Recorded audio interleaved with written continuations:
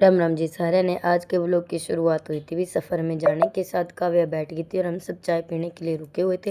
हम रात को चले थे तो अभी सुबह अभी 3 ही बजे थे और हम अपने ठिकाने पे नहीं पहुँचे थे। तो हमने चाय पी ली और फिर भी हम पहुँच गए थे गुड़गांव, जहाँ हमें धूप लगा के आनी थी।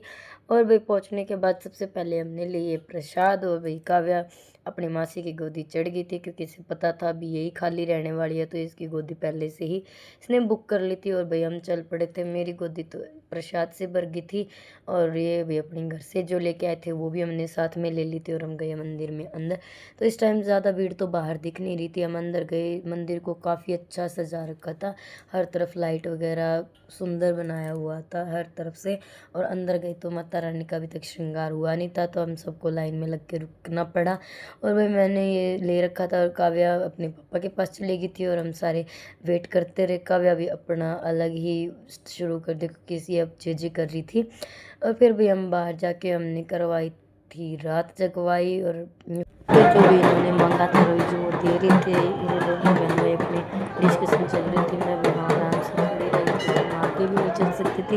रोई जी ने पकड़ रखा था, तो ये बिन्नी देखिए, तो रोई जी मेरा पल्लू पकड़ के खड़े ही चल रहे थे। हम आगे गए तो हमें आगे जाके मिट्टी निकालनी थी, तो हमने ये इतना बड़ा पल्लू संभाला। और फिर उसके बाद भाई हम आगे गए तो हमें एग्जिट गेट नहीं पता था किस साइड है। फिर हम वापस पूछ के थोड़ा सा वापस आए।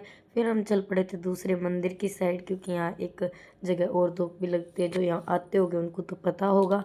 और भाई इस मंदिर में बहुत लंबी लाइन थी और हम आगे गए, वहाँ पे काफ़ी ज़्यादा भीड़ थी। हमने जैसे तैसे धोख लगा के भाई हम आगे चल पड़े थे। और हमने थोड़ा सा मेड़े वगैरह में थोड़ा बहुत सामान लिया था, कोई रोले वगैरह, वो हम लेके भी चले। और रास्ते में भी जहाँ से हमने संजू को बिठाया था, हमने वहीं उसे वापस उतार दिया था। उसके मम्मा उसको लेने आ गए थे। और घर आने के बाद भी सबसे पहले हमने भी गेट के बाहर जाके धूप लगवाई। मेरी सासू माँ ने हम दोनों को बुलाया और इतनी कड़कती धूप में भी हमने धूप लगाई थी, पैर बिल्कुल जल गए थे इस टाइम पे। फिर भी हमारे पूड़े बनाने आधे बाकी थे, तो मेरी मामी जी के साथ मिलके हमने पूड़े बनाए। और ये काफ़ी थोड़ा ज़्यादा बनाना आता है शादी के बाद में, तो वो ही बना रहे थे। फिर थोड़ी देर बाद में वे काव्या और चल पड़े थे। मैंने बोला रुक जाओ, लेकिन इनको भी घर पे जाके थोड़ा काम था।